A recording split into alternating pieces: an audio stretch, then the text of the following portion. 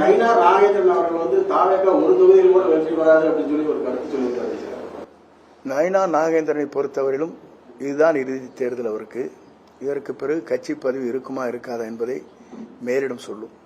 திரு இளையராஜா இளையராஜா வந்து நேற்று ஒரு சமூக வலைதளங்கள் வந்து விஜய் அவர்கள் நடிச்ச ஒரு படத்தினுடைய பாடல்களை வந்து போட்டிருக்காரு. அதுல வந்து சின்ன தம்பி உன்னை நம்பி இந்த நாடு காத்திருக்கு அப்படின்னு சொல்லிட்டு ஒரு பதிவை வந்து அவர் போட்டிருக்காரு. சார், எல்லோருமே மனம் திறந்து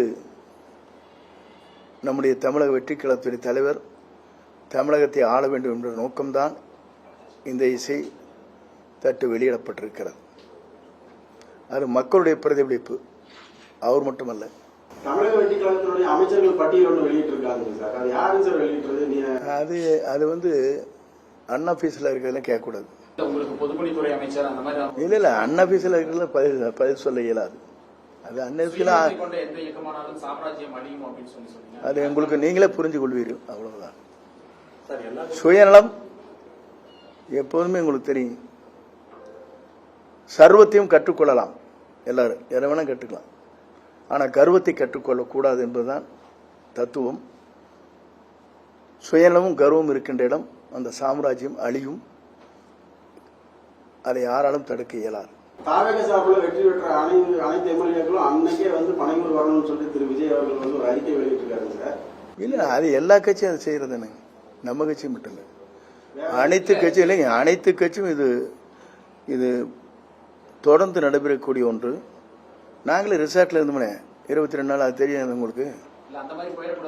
இல்ல, அந்த மாதிரி போயறதுக்காக இல்ல, எங்களிடத்து இருப்பவர்கள் தெளிவாக இருக்கிறார். தெளிவாக மட்டுமல்ல, அவருக்காக உயரே தியாகம் செய்வதற்கு தயாராக இருக்கிறார்.